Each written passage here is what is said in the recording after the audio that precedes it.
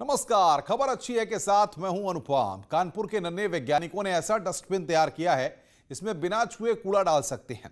इन नन्हे वैज्ञानिकों की खोज की बाहर में सराहना हो रही है और साथ ही साथ बाजार में इनकी डिमांड भी आने लगी है। देखिए रिपोर्ट।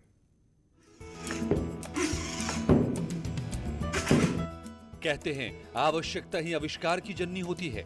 कोरोना काल में जब कोई किसी भी चीज को छूने से हिचकते थे, तभी इन नन्हे वैज्ञानिकों के मन में नए आविष्कार की तरंगे गूंजने लगी और इन होनहार छात्रों ने फैसला किया कि क्यों ना एक ऐसा डस्टबिन बनाया जाए जिसे छूने की जरूरत ही न पड़े। इसी खोज को मूर्त रूप देने के लिए 12वीं में पढ़ने वाले गौरव कटियार और मयंक कटियार ने नई खोज की तलाश शुरू कर दी और इनकी मेहनत से आखिरकार ये ऑटोमेटिक डस्टबिन तैयार हो गया। जैसे कि हम लोगों ने अभी एक डिजिटल डस्टबिन बनाया हुआ है जिसको आप लोग बिना टच करे ओपन कर पाएंगे और वो ऑटोमेटिकली ही क्लोज होगा, जिसको हम लोगों ने हाइजीन को काफ़ी ध्यान में रखते हुए बनाया है। और जैसा कि हमारी इंडियन गवर्नमेंट और हमारे माननीय प्रधानमंत्री जी का एक वो भी है कि जिसमें आप लोग स्टार्टअप इंडिया और मेक इन इंडिया को बढ़ावा देने के लिए तो हम लोगों ने ये लोकल डस्टबिन बनाया हुआ है। तो इसमें जितनी भी चीज़ें यूज़ की गई हैं वो सारी मेड इन इंडिया हैं।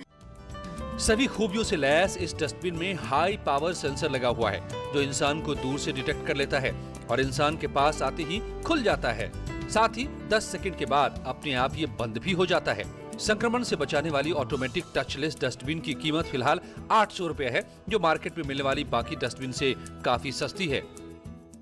और मेन पर्पस हम लोगों का ये है कि जितना भी हम लोग चाइना की चीज़ों को अवॉइड कर सकें वो हम लोगों के लिए काफ़ी अच्छा है। उससे हम लोगों की इकोनॉमी भी ग्रोथ करेगी। डोर्स और डस्टबिन ये दो मेन ऐसी चीज़ें हैं जिनको हम लोग विदाउट टच करे पूरे दिन के अंदर रह ही नहीं सकते, क्योंकि ये हम लोगों को पूरे दिन में एक ना दो बार यूज़ करनी ही करनी है।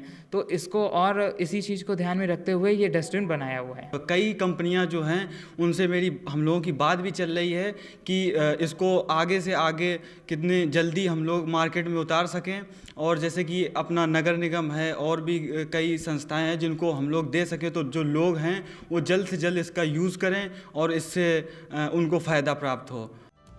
इन नन्हे वैज्ञानिकों की मेहनत अब रंग लाने लगी है। पंजाब की एक कंपनी ने इन छात्रों को 50 ऑटोमेटिक डस्टबिन का ऑर्डर दिया है, जिसे पूरा करने में इनके साथी जुट गए हैं। कानपुर के जयनारायण विद्या मंदिर में पढ़ने वाले इन दोनों छात्रों ने मेक इन इंडिया के तहत इस ऑटोमेटिक डस्टबिन में इंडियन पार्ट्स का ही इस्तेमाल किया है। खुल जा सिमसिम तो आपने जरूर सुना होगा, मगर खुल जा डस्टबिन शायद आपने नहीं सुना होगा। कानपुर के इन दो होनहारों ने एक ऐसा डस्टबिन बनाया जो सेंसर से ऑपरेट होता है। कोरोना काल में इनके जहन में बात आई कि लोग कैसे इस बीमारी और इस रोग से बचें, इसलिए सेंसर डस्टबिन बना डाला। इनको भी इंतजार है कि कोई हाथ आ गया है और इनके सपनों को पंख लगाए। वीडियो जर्नलिस्ट आशीष पांडे के साथ अमित गंजू, न्यूज़ 18 कानपुर। घूंघट से बाहर निकलकर महिलाएं आत्मनिर्भर बन रही हैं। एक स्टॉल एक महिला के नाम योगी सरकार की योजना का लाभ उठाते हुए वाराणसी की महिलाएं रोजमर्रा के खर्च निकाल रही हैं। देखिए हमारी ये खास रिपोर्ट।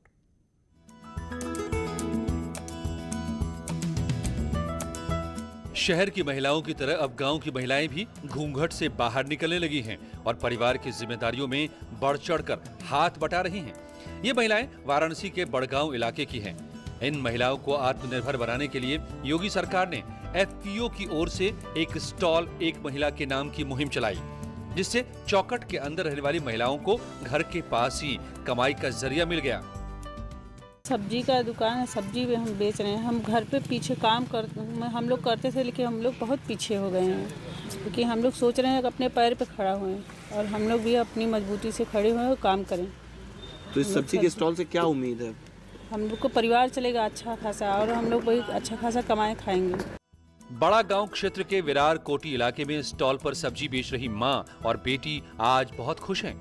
इनका कहना है कि पहले घर में रहने के कारण आर्थिक स्थिति ठीक नहीं थी, लेकिन योगी सरकार की योजना ने इन्हें कमाई का बेहतरीन जरिया दे दिया। अब इस स्टॉल के और कोई भी देखेगा कि खाली महिलाओं का ही वो होगा?